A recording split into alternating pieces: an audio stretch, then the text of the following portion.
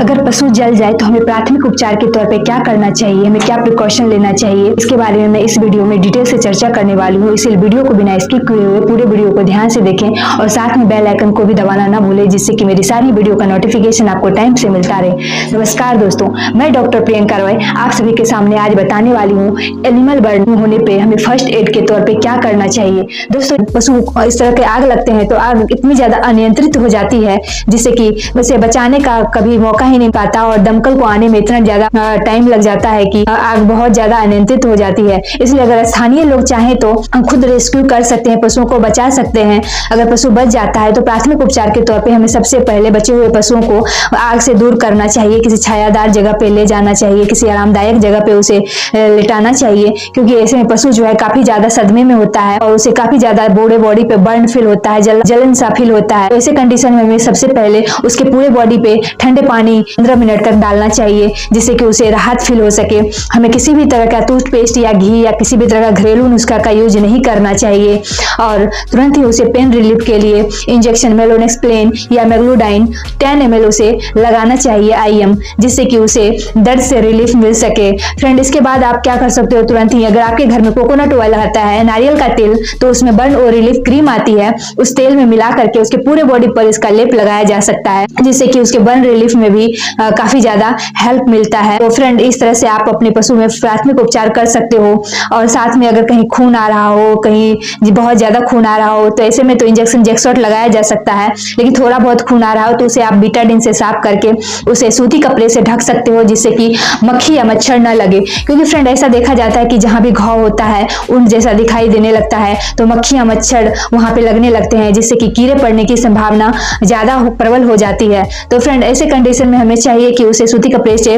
ढक देना चाहिए और तुरंत ही हमें अपने नजदीकी पशु चिकित्सा केंद्र पर इस घटना का सूचना देना चाहिए और अपने पशु चिकित्सक की सलाह से इलाज करवाना चाहिए, क्योंकि ऐसे कंडीशन में पशु को डिहाइड्रेशन भी हो सकता है, तो उसे फ्लूइड थेरेपी भी दिया जा सकता है। किस तरह का एंटीबायोटिक देना चाहिए ये आपके पशु चिकित्सक ही तय करेंगे। इसके बाद आप चाहो तो आप हेल्पलाइन नंबर आती है 1962, इस पे भी आप फोन करके अपनी समस्या बता सकते हो, समाधान आपको मिल सकता है। और एम्बुलेंस की भी जो सुविधाएं हमारे यहाँ हमारे राज्य में शुरू है, वो एम्बुलेंस को भी आप बुला सकते हो, वो पहुंचते हैं और वो भी आपके इस घटनाओं में हेल्प कर सकते हैं। मैंने फ्रेंड, जब इस तरह का घटना हमारे एरिया में हुआ तो मैंने विजिट किया, तो एक चीज कॉमन देखने में आया। तो किसान जो होते हैं वो रस्सी जो पशुओं को बांधने के लिए यूज करते हैं वो नायलॉन की रस्सी होती है, वो इतनी ज्यादा मजबूत होती है कि आग लगने पे पशु जब भी उसे तोड़ने का कोशिश करता है या भागने का कोशिश करता है तो वो टूटता नहीं है। तो ऐसे में हम आप लोगों से यही रिक्वेस्ट करेंगे फ्रेंड कि जब भी आप पशु को रस्सी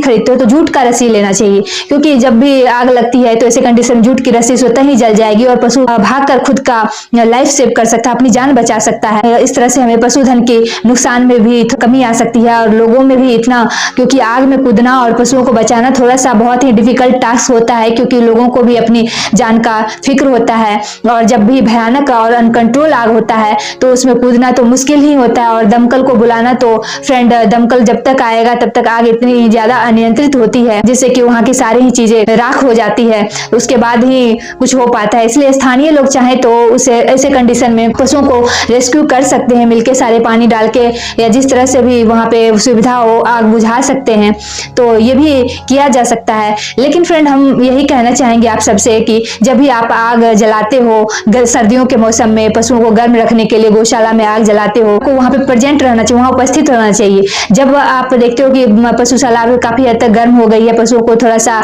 अब गर्मी फील हो रहा है, तो आपको आग बुझाने के बाद ही सोने के लिए जाना चाहिए। जब भी आप मक्खियों को भगाने के लिए धुआं करते हो तो धुआं में भी फ्रेंड आपको वहां पे प्रेजेंट रहना चाहिए और देखोगे मक्खियां पूरी तरह से हट गई है वहां से, तो फिर उसे पानी से बुझा करके ही आपको सोने के लिए जाना चाहिए। क्योंकि देखा तो ये जाता है फ्रेंड, जब भी लोग आग जला के या धुआं करके सोने चले जाते हैं तभी किसी चिंगारी की वजह से या किसी इस तरह का दुर्घटना हो जाता है कि उस आग की वजह से थोड़ी सी भी असावधानी होती है, पशु को तो पता नहीं होता है कि उन्हें क्या करना है, नहीं कर लड़ाई कर ली आपस में या कुछ ऐसा हो गया, तो आग वहां पे तो बहुत सारा ऐसे ही लकड़ी होता है गौशाला में और कुछ खाने के लिए भी अनाज होता है, वो भी कहीं सूखा चारा हुआ तो उससे भी जो है आग लगने की संभावना बनी रहती है, तो आग लग सकती है। तो ऐसे कंडीशन में फ्रेंड हमें खुद की सावधानी रखना चाहिए और जब भी पशु का सुविधा देते हैं वो बुझा के ही हमें सोने के लिए जाना चाहिए, जिससे कि पशुधन के साथ साथ घर को भी बचाया जा जा सके, क्योंकि जब आग लगती है तो न सिर्फ पशु जलते हैं बल्कि वहाँ के आसपास के घर और सारे सामान